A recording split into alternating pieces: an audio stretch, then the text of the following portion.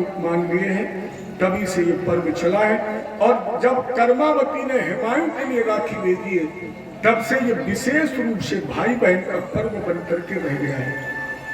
लेकिन 3 लोगों के रक्षा सूत्र बांधने का प्रमाण है। बलि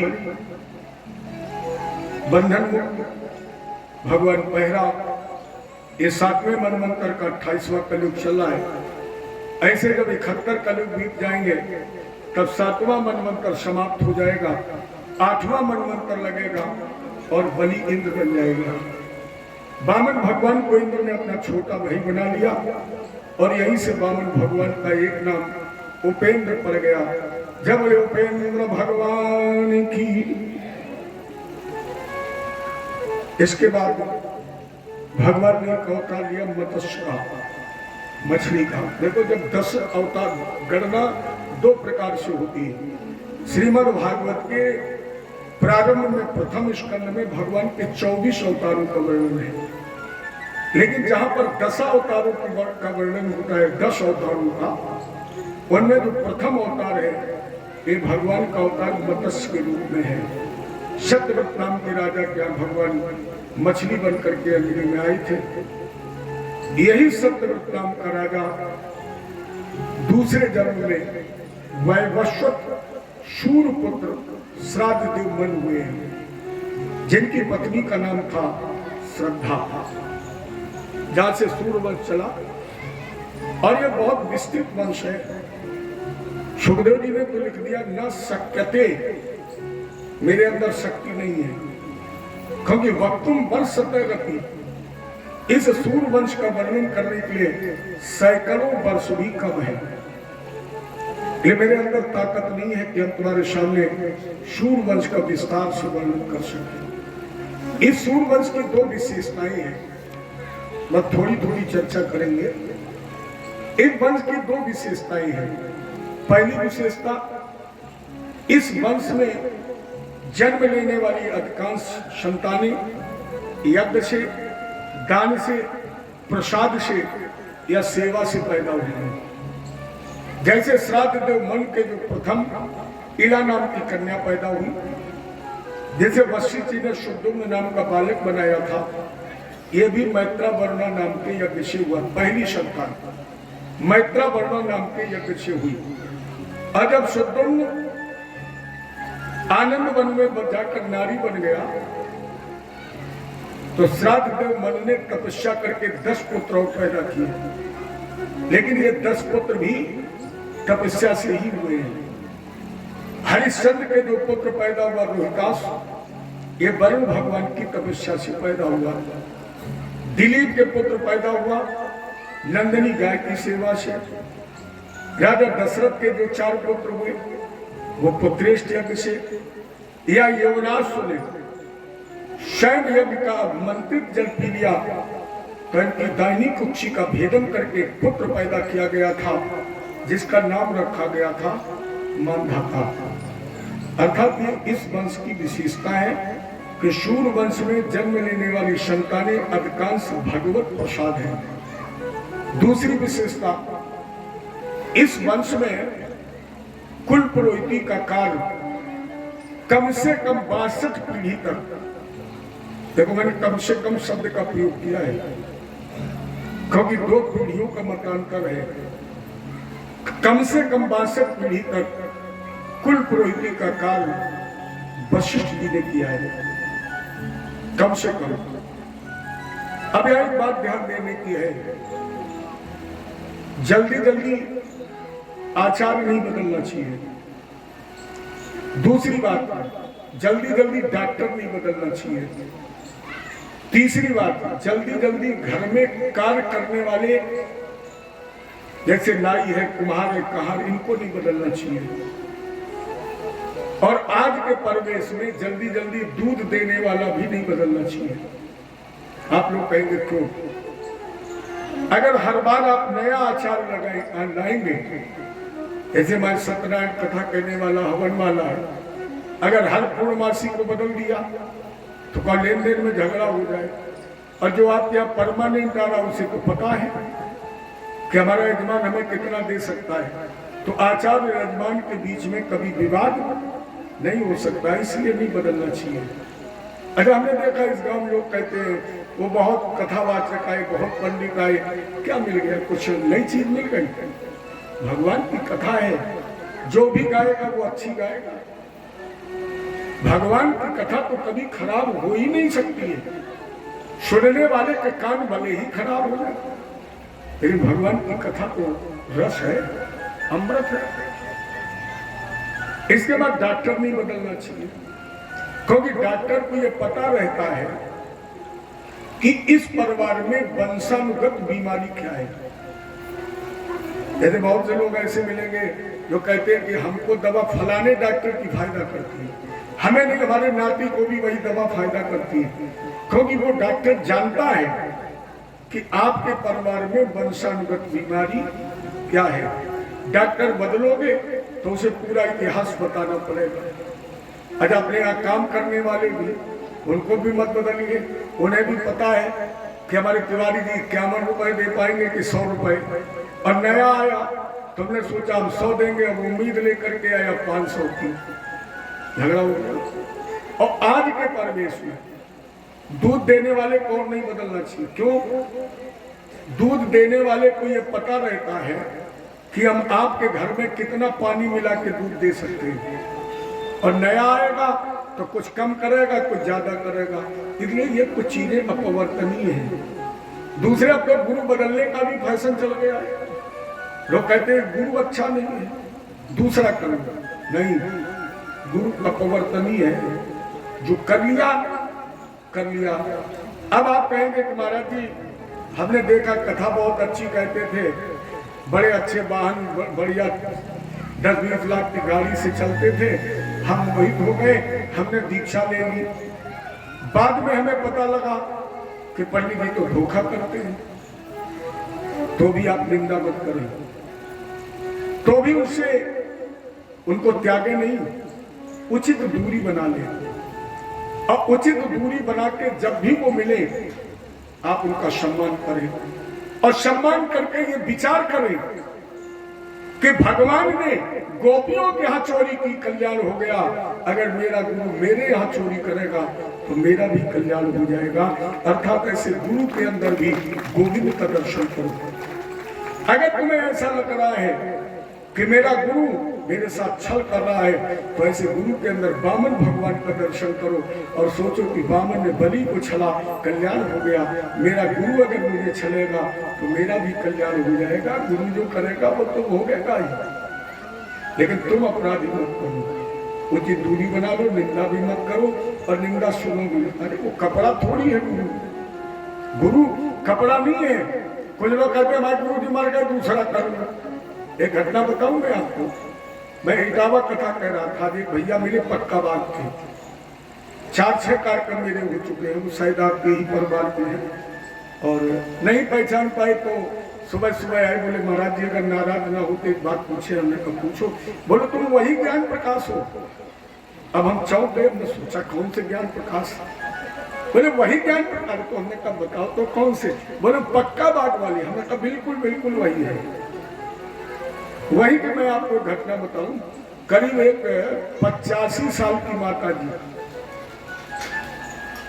एक दिन शाम को आई और बोले महाराज जी आप बहुत अच्छी कथा कहते, मुझे बड़ी अच्छी लगती है, तो हमारी ये इच्छा है कि हम आपको गुरु कर लें। और हमने देखा 85 साल की, हमने कहा इनकी उम्र तो हमारी माता जी के बराबर होगी। तो हमने कहा मैं एक बात बताओ, तुमने गुरु किया नहीं? आज तक किया ही नहीं? बोले नहीं बेटा ऐसी बात नहीं, गुरु तो हमने किया था जब हमारी उम्र 15 वर्ष की थी। तब वो अंतरदेशी पोस्ट कार्ड चलता था, 2-4 बार गुरु जी के पत्र आए, और 6 महीने बाद एक पोस्ट कार्ड खुटा हुआ आया और उसमें लिखा था गुरु जी चल बसे। फिर क्या बताएं, हमारा विवाह हो गया, और विवाह के बाद हमने अपने पति के साथ हरिद्वार की यात्रा की, वहां हमने गुरु किया, लेकिन गुरु जी वो तो 15 दिन रहे। फिर हमारे यहाँ इटावा में बोले एसडी फील्ड में एक हुआ, लोग नहीं माने तो हमने तीसरा गुरु कर लिया। लेकिन गुरु जी क्या बताएं, क्या मर्जी थी भगवान की कि 3 महीने वो भी टपक गए। हम सोच रहे कि अब हम आपको गुरु कर ले। हमने कहा अम्मा बहन में मरने नहीं है, काय खमाओ कम से 2-3 महीना में तुम राम नाम सत्य कर दोगी। इधर तुम भी नहीं गुरु गिराओ, हम भी नहीं छीला के ठीक है। जय जय श्री। तो गुरु वस्त्र नहीं है जो आप ये सोच लें कि अच्छा नहीं है दूसरा कर ले। गुरु की निंदा न करें और न सुने। वशिष्ठ एक नाम भी है जो ब्रह्मापुत्र वशिष्ठ है, लेकिन वशिष्ठ एक पदवी भी है जो आचार्यत्व काल में सर्वश्रेष्ठ विद्वान घोषित किया जाता है, उसे वशिष्ठ की पदवी मिलती है। क्योंकि वशिष्ठ का अपभ्रंशित शब्द है वरिष्ठ, जो समस्त विद्वानों में वरिष्ठ है उसे भी कहते हैं वशिष्ठ। तो कम से कम 2 पीढ़ी का मतांतर है। अब 2 पीढ़ी का मतांतर इसलिए है कि अपने भारत में 4 व्यक्ति एक नहीं हो सकते। सबसे पहले शास्त्र कभी एक नहीं हो सकता है, इसके बाद ब्राह्मण कभी एक नहीं हो सकता है, इसके बाद सर्प कभी एक नहीं हो सकता है, और सिंह, ये 4 कभी एक नहीं हो सकते। जिस भी शास्त्र को आप पढ़ेंगे उसमें कुछ ना कुछ अंतर मिलेगा।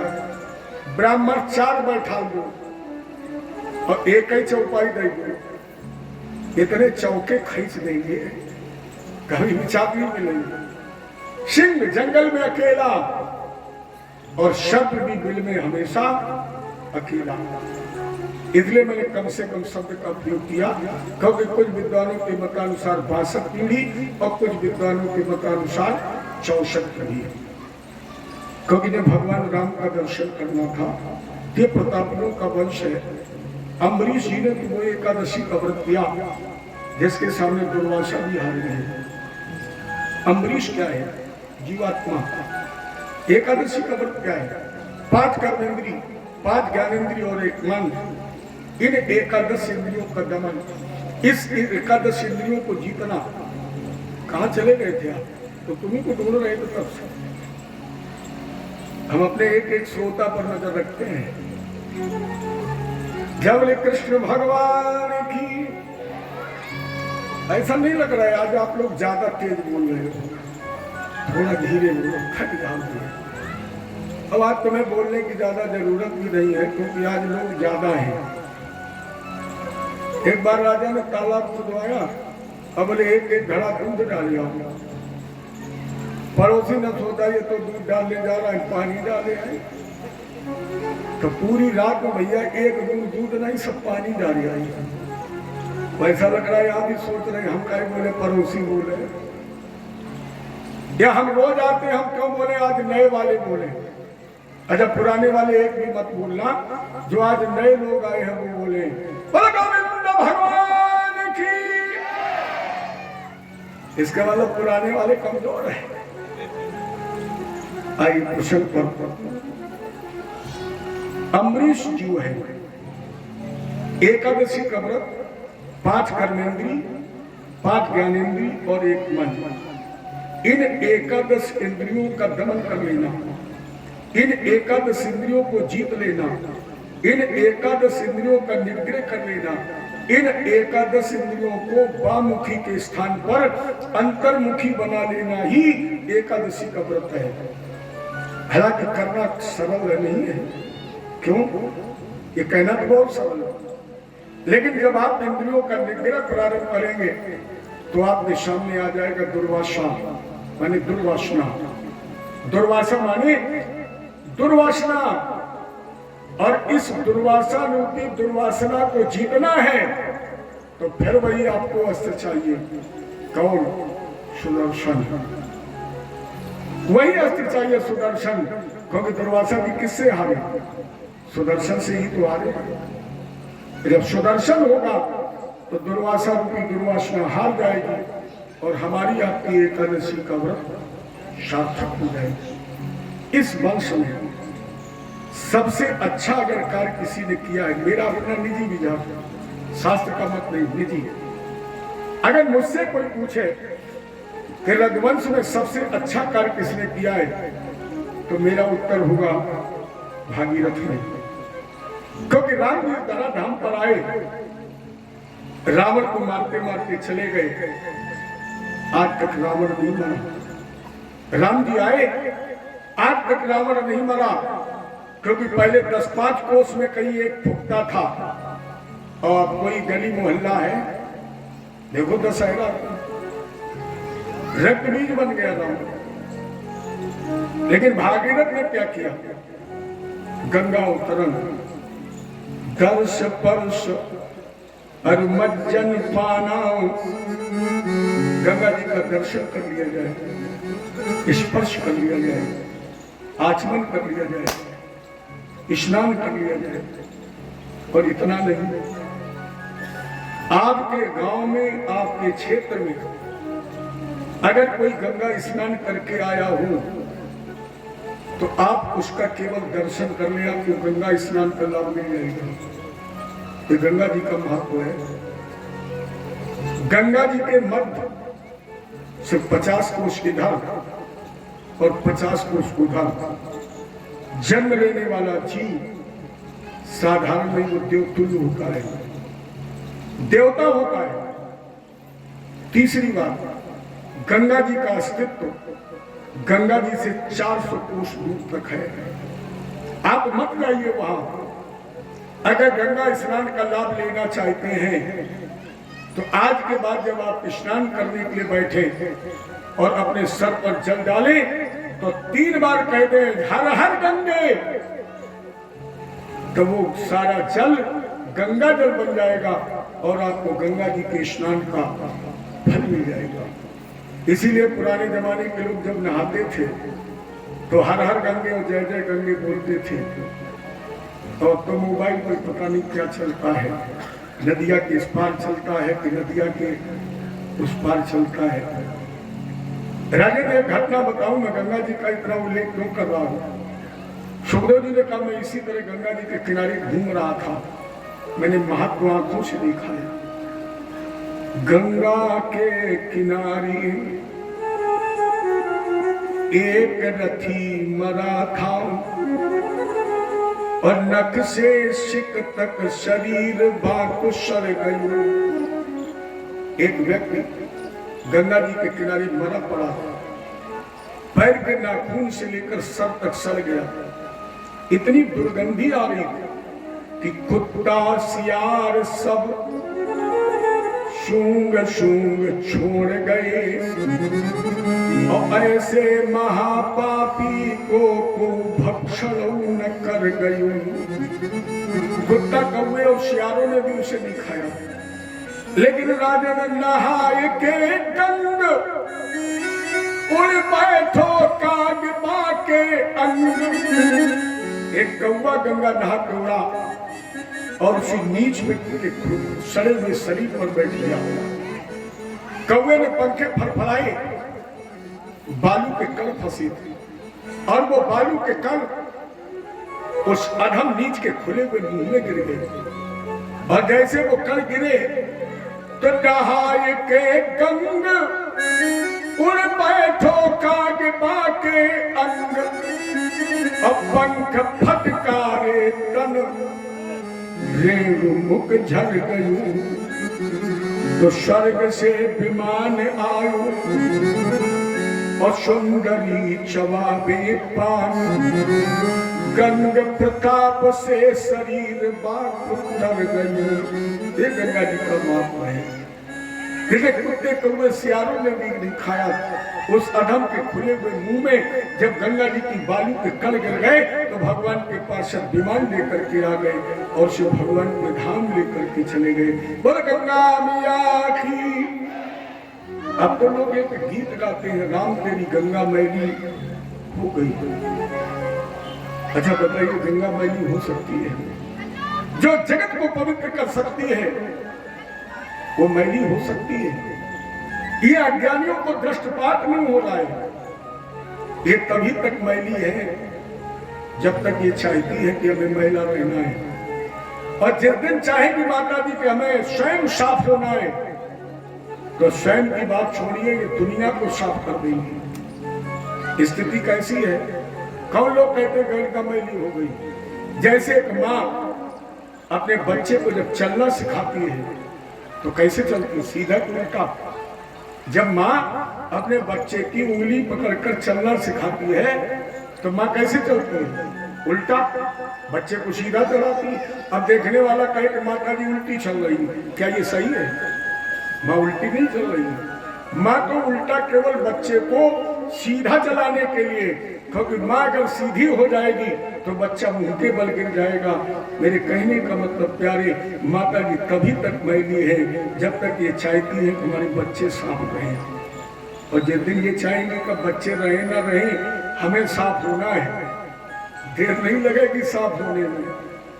अपने भारत में 5 अनमोल रत्न हैं जो विश्व में आपको कहीं नहीं मिलेंगे, लेकिन ये देश का दुर्भाग्य है कि उन 5 रत्नों की दुर्दशा है।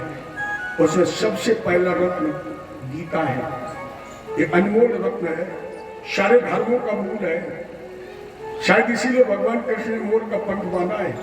एक तो योगेश्वर है इसलिए मोर का पंख, लेकिन मेरा अपना अनुभव है भगवान कृष्ण का मोर का पंख ये सिद्ध कर रहा है कि सारे धर्मों का मूल मैं हूं। क्यों? आप मस्जिद में जाएंगे मोर का पंख आपको पवित्र मिलेगा। आप हिंदुओं के यहाँ जाएंगे मोर का पंख पवित्र मिलेगा। आप गिरजाघर में जाएंगे वहां भी मोर का पंख पवित्र है। और आप चर्च में जाएंगे वहां भी मोर का पंख पवित्र है। आप अगर जैनियों से मिलेंगे तो उन संतों के हाथ में भी मोर का पंख पवित्र है। अर्थात ये सिद्ध करता है कि सारे धर्मों का जो मूल है, सारे धर्म की जो जड़ है, सारे धर्मों की जो नींव है, वो हमारे कृष्ण के माध्यम से निकली हुई गीता है। ये अनमोल रत्न है। लेकिन अब तो हमने अपने यहाँ गीता को भी रद्दी में बिकते देखा है, रद्दी में देखा है। और हम ये कह सकते हैं, लोग कहते हैं हिंदू धर्म खतरे में है, ये केवल हिंदू कहते हैं। हिंदू धर्म का दुश्मन दूसरा धर्म करते ही नहीं, खुद करते हैं। हिंदू धर्म खतरे में है।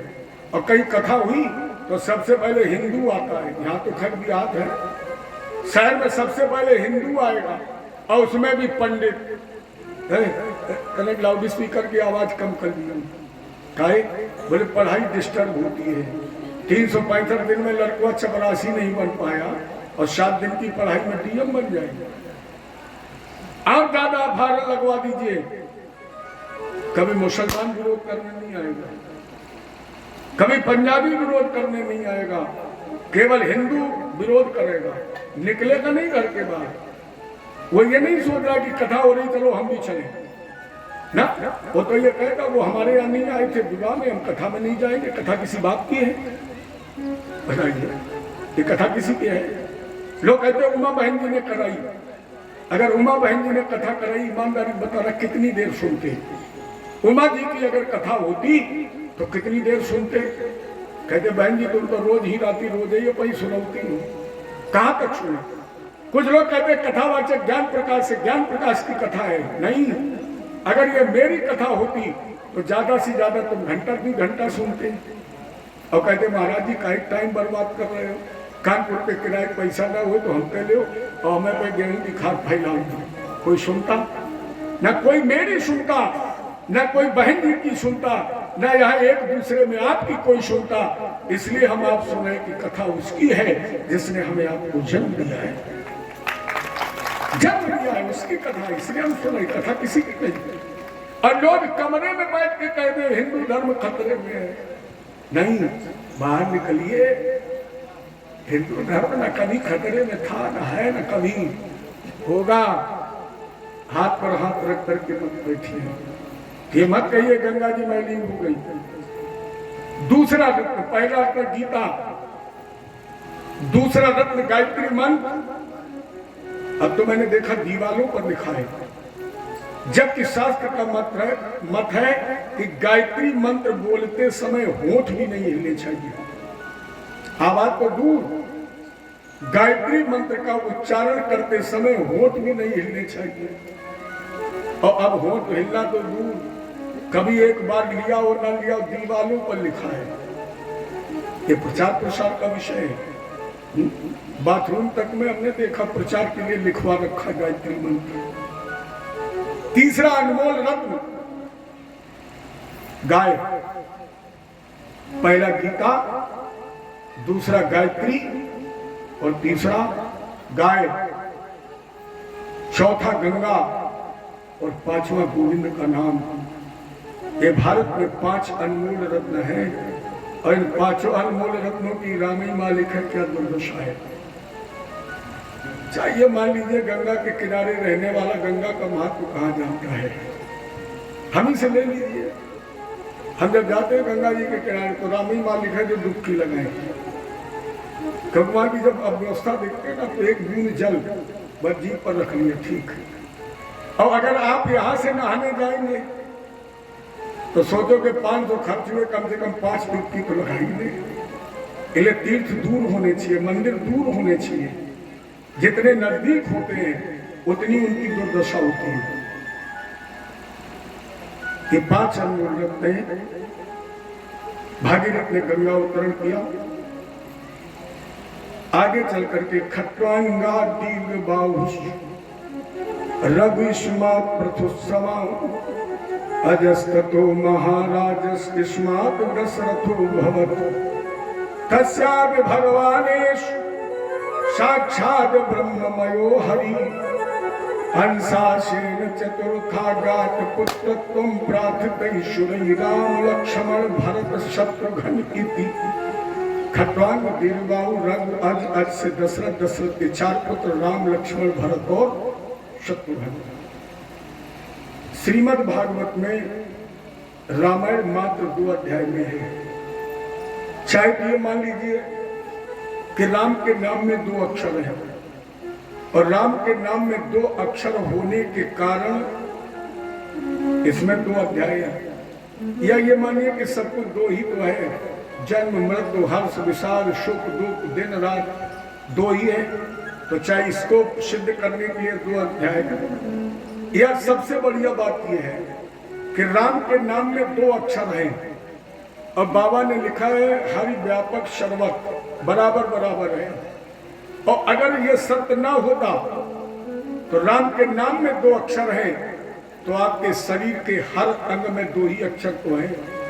बाल, सर, माथ, आंख, नाक, कान, मुंह, हाथ, पेट, पीठ, पैर, सब में 2 ही अक्षर तो हैं। राम के बगैर तो कुछ हो ही नहीं सकता है। राम के नाम में 2 अक्षर, इसलिए राम के नाम पर शरीर में भी 2 ही अक्षर। एक जगह तो एक पढ़े लिखे महान भाव खड़े हुए, बोले पंडित जी बताइए आप किस राम की कथा कही थी। पंडित जी ने कहीं मर गए, हम तो भैया एक ही राम सुनते थे, अब वो भी हम जान नहीं पाए। वो बोला गुरुजी हम तुम्हें गिना रहे हैं राम, गिनो और इसके बाद ये बताना कि तुम इनमें से किसकी कह रहे हो। देखिए हम आपको गिना रहे, आप लोग गिन के बताना कितने हुए। वो महान भाव बोला एक राम दशरथ घर डोले, एक राम घट घट में बोले, एक राम का सकल पसारा, एक राम है जग से। कितने हो गए हैं? कितने हुए? 4 पक्का पक्का है 4 महाराज जी। चलिए उत्तर सुनिए, जैसे राम को गिना वैसे उत्तर में भी गिनना। 1 बाप चाचा को भाई, 1 बाप नाना को जमाई, 1 बाप फूफा को सारो, 1 बाप दादी को बारो। अब बताओ कै बाप भाई? क्या भैया राम 4 ही गए, बाप 1 ही रहो। अरे वो तो बाप का भी बाप है, फिर क्यों कह रहे 4? वो तो बाप का भी बाप है। इसलिए राम 1 था, राम 1 है और राम हमेशा 1 रहेगा। चलिए 2-3 बातें हो जाए रामायण की बस। तो वो देश आज कृष्ण जन्म है, चतुर्थी कृष्ण जन्म है, और रामायण 2 अध्याय में है तो 2 मिनट में होनी चाहिए। रामायण जो बाबा ने लिखी, गोस्वामी जी ने, पहले तो रामायण उन्होंने लिखी नहीं, उन्होंने लिखी रामचरितमानस।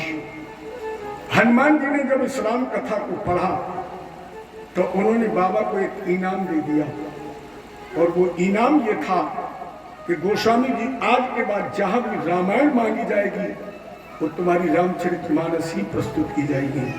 ये हनुमान जी ने इनाम दिया है। और नहीं तो बताइए, हम आप अखंड रामायण कराते हैं कि अखंड रामचरितमानस कराते हैं? मानस ही तो होती है, लेकिन कहते क्या हो, रामायण एक उपहार है, ये ट्रॉफी दी है हनुमान जी ने। जैसे किसी से कहा जाए रामायण ले आओ, तो वाल्मीकि रामायण तो बड़ा मुश्किल है, सब वही मानस उठा लाएंगे। तो इसी मानस की जरा चर्चा की जाए। सबसे पहली बात, इस राम कथा को किसने लिखा? जो रामायण घर घर में पढ़ी जाती है वो सबसे पहले किसने लिखी, कितने समय पहले लिखी, इस रामायण को सबसे पहले किसने सुना, और इस रामायण में रावण कितने हैं? ये 4 मूल बिंदु हैं। पहला बिंदु, रामायण किसने लिखी सबसे पहले? तो अधिकांश लोग ये मत देते हैं वाल्मीकि जी ने, लेकिन गोस्वामी जी ने इसे नहीं माना है, और उन बालकांड में प्रमाणित कर दिया। लक्ष्मण महेश किसने लिखा? शंकर जी ने।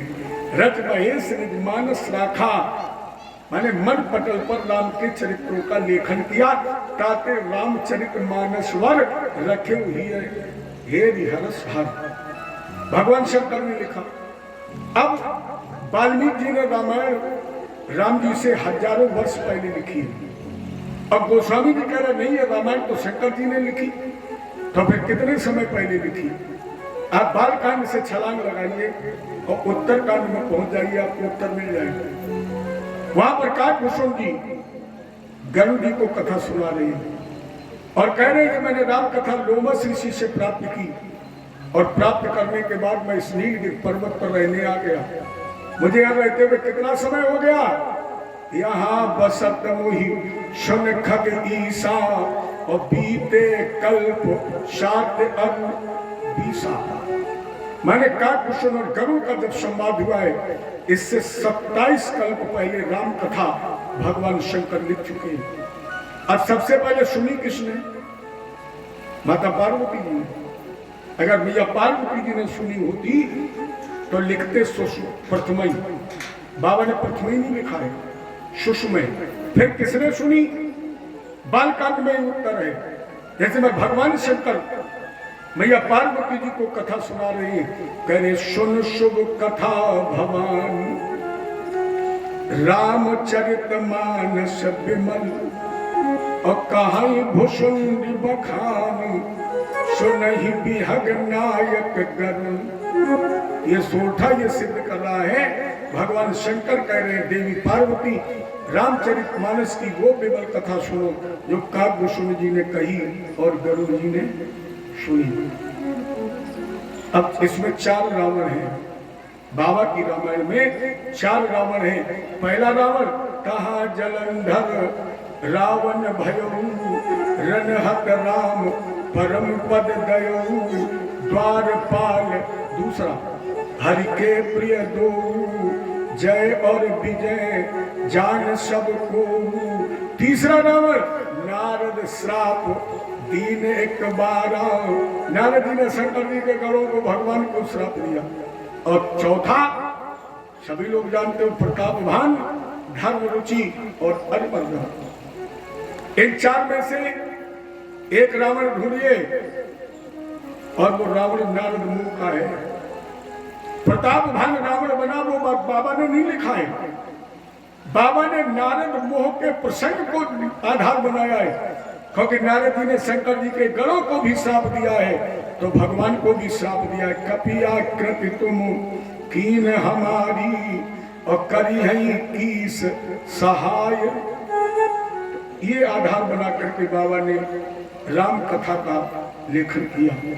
अब रामायण में एक मुख्य पात्र है और उस पात्र का नाम है माँ सीता।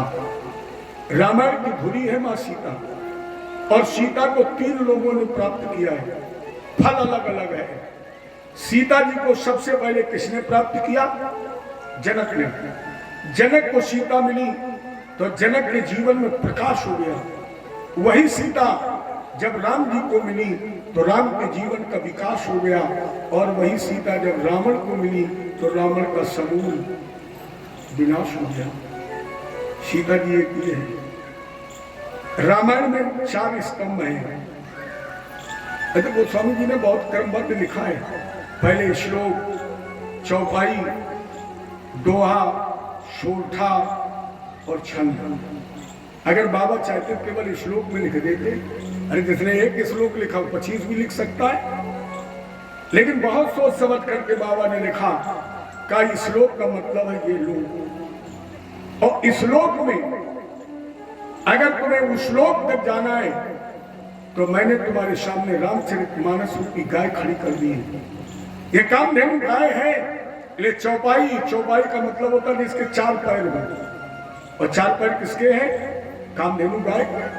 तो इस श्लोक में बाबा ने कहा हमने तुम्हारे सामने 4 पैर की कामधेनु गाय को खड़ा कर दिया है। दोहन माने दोहलो। इस राम कथा को दुहलो और जो दूध मिले वो सीधे सीधे पियो नहीं। क्या करो? छंद पहले छानो। कोई ऐसे थोड़ी पी लेता है। छंद माने छानो और छानने के बाद सोठा माने शोधित करो। शोधन का मतलब है उसे हल्का हल्का गर्म करो, शोधन करो और पी जाओ।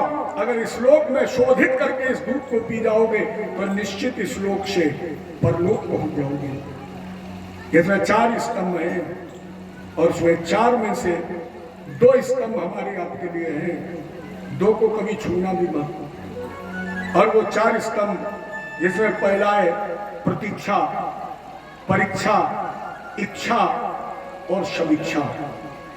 ये 4 पैर हैं जिसमें हमें आपको प्रतीक्षा करने का अधिकार है, परीक्षा करने का अधिकार नहीं है। रामायण में परीक्षा किसने ली है? भैया सती ने। और शंकर जी से क्या कह बैठी? कछु न परीक्षा लीन गुसाई। और जब झूठ बोल गई, परीक्षा भी ली तो क्या हुआ? पति भी है और पिता भी है। दोनों के होने के बावजूद सती को अपने पिता दक्ष के यज्ञ में प्राणों का त्याग करना पड़ा। तो हमें आपको परीक्षा देने का अधिकार नहीं है, हमें आपको प्रतीक्षा करने का अधिकार है। प्रतीक्षा किसने की है? भैया शिवरी ने। प्रतीक्षा भैया शिवरी ने की है। जरा सुने 2 लाइन। अरे रामा रामा रटती रटती। शिवरी की तरह प्रतीक्षा करिए।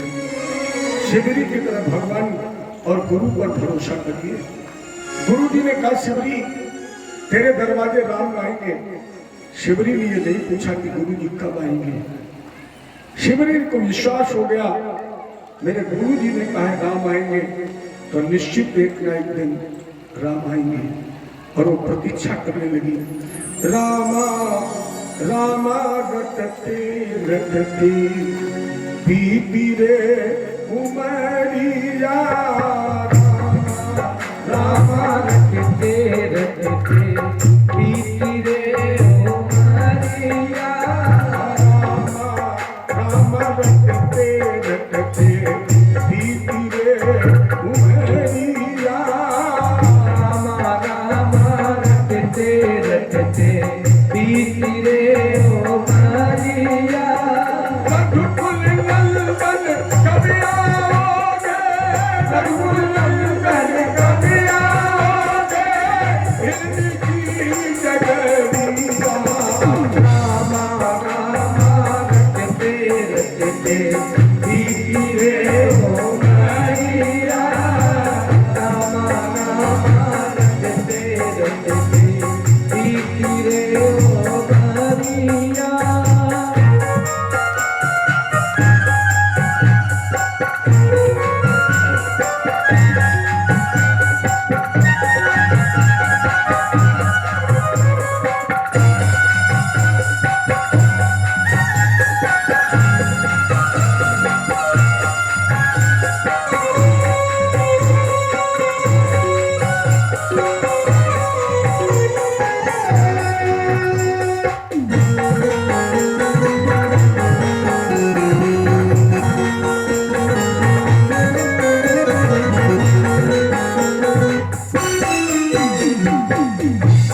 बड़ी भेलनी की जाई अगर भाव नहीं जानू रे मेरी मिलनी की जाए भले भाव नहीं जानू रे राम तुम्हारे दर्शन के हित पद में जीवन पालू रे राम तुम्हारे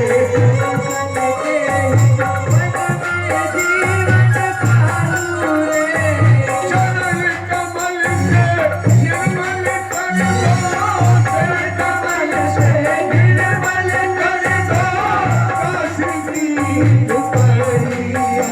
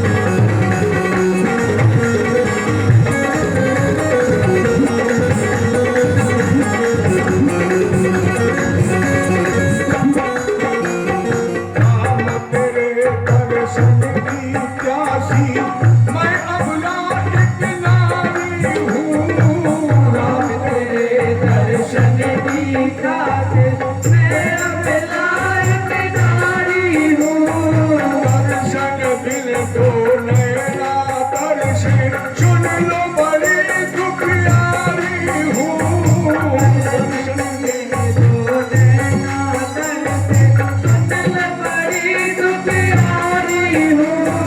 मुझको दर्शन दे दो मुझको दर्शन दे दो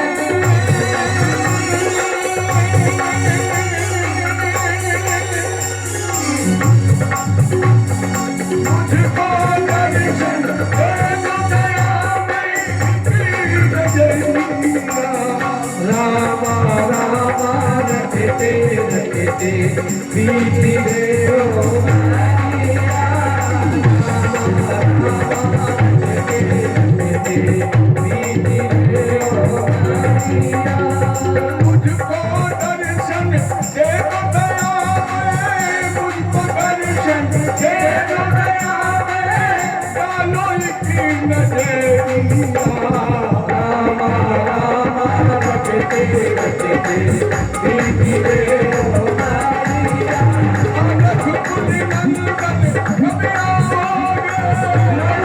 नंदन कब आओगे हिरनी की नगरिया रामा रामा रटते रटते बीती रे ओ मारिया रामा रटते रटते बीती रे ओ मारिया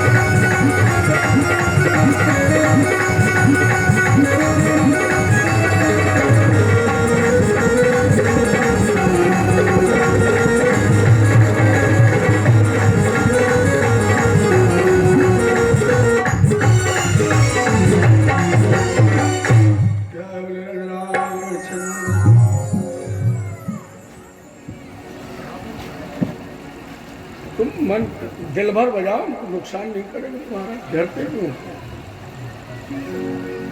दिल भर हम बजे, दिल भर तुम बजाओ, दिन भर भले ना बजाओ लेकिन कथा पर दिल भर बजाओ। जय जय श्री। आइए क्वेश्चन पर। तो हमें आपको परीक्षा करने का अधिकार नहीं है, प्रतीक्षा करने का अधिकार है। हमें आपको इच्छा करने का अधिकार है, लेकिन समीक्षा करने का अधिकार नहीं है। समीक्षा किसने की है रामायण में? शूर्पणखा ने। भगवान से समीक्षा कर बैठी, तुम सम पुरुष नमो सम नारी, यह संयोग विधि रचा विचार। जब शूर्पणखा ने समीक्षा की, क्या हुआ?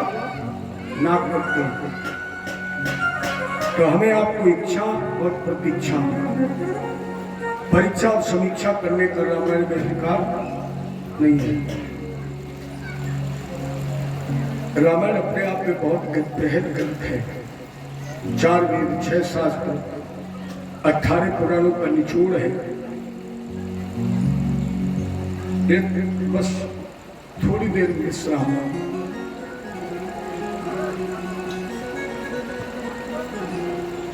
तुला तुला से पैर है, रामायण है। कुंभे नहीं गए चूर, मिथुन रास मौजूद है, मीठे गारी फूल। तुला तुला से पैर है। राम और रावण की रास तुला है, आपस में पैर है।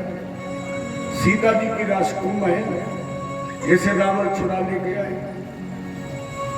हनुमान जी की राशि मिथुन है, मेरे मैया जानकी ने वरदान दिया, अजर अमर गुण निध सुत हो, आज तक मौजूद है। लंका की राशि मेघ है, जैसे हनुमान जी ने उलट पलट करके जला दिया और बाबा ने लिख दिया, राम राज बैठे त्रैलोका।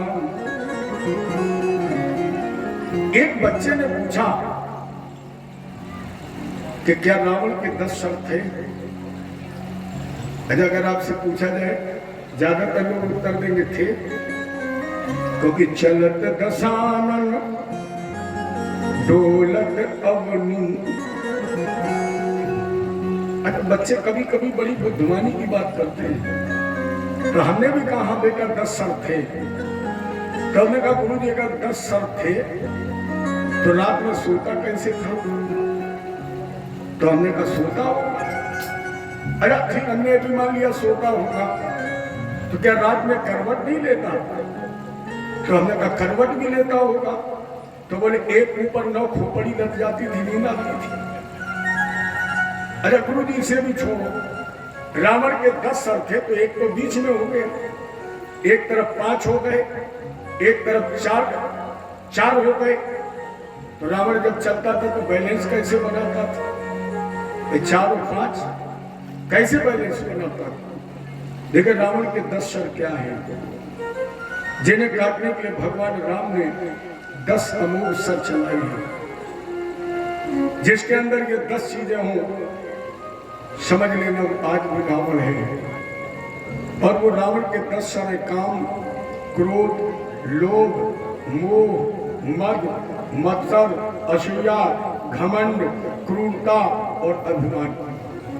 रावण के 10 सर है, जिन्हें काटने के लिए भगवान राम ने 10 अमोघ सर चलाए हैं, जिन सरों के नाम है प्रेम, करुणा, मुदिता, सत्य, तप, त्याग, उदारता, निष्ठा, आत्मसंयम और श्रद्धा। ये भगवान राम के 10 अमोघ बाण हैं, जिनसे रावण के 10 सर कटे। तब बाबा जी ने लिखा, राम राज बैठे त्रैलोका। इस कामना के साथ आ गया, थोड़ा बाकी रह गया है। इस कामना के साथ कि फिर भारत में राम राज्य की स्थापना हो। अरे धनुर्धर कहाँ सो रहा है, देख तेरे भारत में क्या हो रहा है। आ गए देखने के लिए। राम जी की महिमा तो बड़ी निराली है। जिस मूर्तिकार ने अभी अयोध्या में जो प्रतिष्ठा हुई, मूर्तिकार से पूछा पत्रकारों ने कि क्या तुमने ऐसी ही मूर्ति बनाई थी? उसने कहा नहीं, मूर्ति तो जब प्रतिष्ठित हुई तो उसमें चमत्कार हो गया और बोले मूर्ति तो बिल्कुल बदल गई। राम जी की मूर्ति की आंखें बिल्कुल बोलती है। तो कहीं ना कहीं राम जी की कृपा हुई। तो हम आपके सोमवर्षा में आप सभी लोगों के साथ रघुनाथ जी से प्रार्थना करते हैं, प्रभु एक बार भारत में फिर रामराज की स्थापना हो और घर घर लहराए ईश्वर भक्ति। समय के साथ हमने आपको ये राम कथा चंद शब्दों में सुनाई। जानते थे बाबा जी, इसलिए उन्होंने रामायण में एक चौपाई बहुत बढ़िया लिखी, जाती रही भावना जैसी प्रभु मूरत देखी तिन कैसे। इस चौपाई को सिद्ध करने के बाद मैं सीधे सीधे कृष्ण जन्म की तरफ चलूं। मेरा मन है कि कन्हैया जी का जन्म हो, इसके पहले थोड़ा हर्षोल्लास होना चाहिए। एक बार इसी तरह कहीं कथा हो रही थी और उस गांव में एक ऐसा व्यक्ति था जैसे परमात्मा ने एक आंख दी थी। देखो, इस तरह का कोई व्यक्ति बैठा हो तो हमसे नाराज मत होना, पहले से हम हाथ जोड़ के कह रहे हैं। अच्छा, एक बात बताओ, जिसे परमात्मा एक आंख देता है उसे लोग क्या कहते हैं? देखो, हम नहीं कह रहे, परीक्षित जी कह रहे हैं, हम नहीं कह रहे। आज ऐसा व्यक्ति थोड़ा समाज से कटता है तो कहीं जाते नहीं था। जब कहीं जाता नहीं था, फलदान में, शादी में, बारात में, कथा में, तो वो मर्म भी नहीं जानता। ऐसी कथा हो रही थी।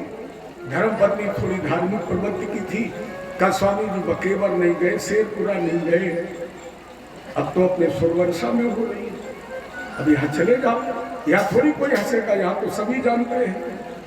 और अगर फिर भी तुम्हें डर है कि लोग हमें देखकर हंसने ना लगे तो तुम जनता के बीच में मत बैठना, सीधे चले जाओ पंडित जी के मंच के पास, कहीं जगह खाली हो वहीं जाकर के बैठ जाओ। इसने कहा ठीक है। अरे बैठा जाकर और राम कथा पंडित जी गा रहे थे। जैसे ये बैठे, पंडित जी ने कहा दशरथ पुत्र जन्म सुन काना। बता, सोमवर्षा के लोग कहते हम सहन कर लेते। कानपुर से पंडित जी बुलाए गए, वो हमें बैठे नहीं देंगे, खाना खाना। अब नहीं सुनेंगे। गए, पत्नी देख रही है, वो पीछे से गई, स्वामी जी क्यों लौट आए? अरे देखा नहीं, बैठने भी नहीं दिया, खाना कहने लगे। धर्म पत्नी ने कहा उन्होंने आपसे थोड़ी कहा है, उन्होंने तो ये कहा कि राजा दशरथ ने अपने कानों से सुना कि मुझे पुत्र की प्राप्ति हुई है। अरे चलो कोई बात नहीं, अब चले जाओ। तेने सोचा पंडित जी बाईं तरफ जल्दी देख लेते, लो दाहिनी तरफ बैठ जाए। और जैसे ये दाहिनी तरफ बैठा, पंडित जी को क्या लेना देना, इसका बैठना हुआ। पंडित जी ने कहा जिन हरी कथा सुनी नहीं काना। अब तो पक्का है, हमें कल नहीं सुनी कि सुकान लगेगा। फिर लौट गए, अब नहीं जाएंगे। पत्नी का चले जाओ। अब उन्हें सोचे रोज रोज ऐसी चौपाई थोड़ी आएगी। इनका नाम था लक्ष्मण सिंह, पक्के ठाकुर। न दाहिने बैठे न बाएं बैठे और बीच में जाकर बैठ गए। इनका बैठना हुआ। पंडित जी ने कहा, अचानक याद आ गई, सुन काना लक्ष्मण सुन काना। पंडित जी ने कहा क्रोधवंत लक्ष्मण सुन काना। बता, एक गांव के लड़का इतने उद्यमी घमौर नाम बता दो। आओ, धर्म पत्नी ने समझाया, अरे आ जाओ चले जाओ, फिर कल से हम नहीं कहेंगे। और इनके बाप का नाम है तो हरिहर सिंह, ना दाएं ना बाएं ना बीच में, बिल्कुल गेट की तरफ। और जैसे बैठे पंडित जी ने कहा हरि हरि निंदा सुने ही जकाना। लड़का तो लड़का लो, पंडित जी बापन लो पहुंच गए, दौड़ के घर गया और अब 1.5 बीता ऊंची लाठी पीछे से धर्म पत्नी गई, कहाँ जा रहे, बोले कथा सुनो। अच्छा कथा सुना दे तो लाठी से क्या मतलब, बोले आज हम लाठी लेके गए। अब पंडित जी ने आज काना कही ना कि ऐसी तरुआ में पूरी रामायण पसरी घूमे, तो न दाएं न बाएं न बीच में न पीछे, बिल्कुल सामने और घड़ी लाठी खुपड़ी बांधे बैठ गया। अब पंडित जी के कल लेने देने सुनो ने चौपाई बोले डर पे गीध बचन सुन काना अब भाम मरण, तूने पकड़ी दोनों हाथ में लाठी, बोले अब तो मरण हुई यही, जब खोपड़ी में पड़ी है तो मरण हुई में देर थोड़ी लगी है। पंडित जी ने कहा बैठो बैठो, क्या बात, बोले क्या बात, 3 दिन हुई गए तरा दे और तुम आगे तो लेके पीछे लो, तुम्हें तसल्ली नहीं हुई, शर्म नहीं लगा तुम्हें कानपुर से बुलाओ और तुम हमारी कान लगे काना। तुमने सोची दिया हती कि तुमने आज काना कही नहीं कि हमने, लेकिन कोई बात नहीं, इतने ऊंचे आसन पे हो, जमींदारों के यहाँ आए हो, आपको हम छोड़े दे रहे, चलियो 18 तारीख के सवेरे मिलियो बकेवर की सड़क पे, तब बताएंगे काना का मतलब क्या होता है।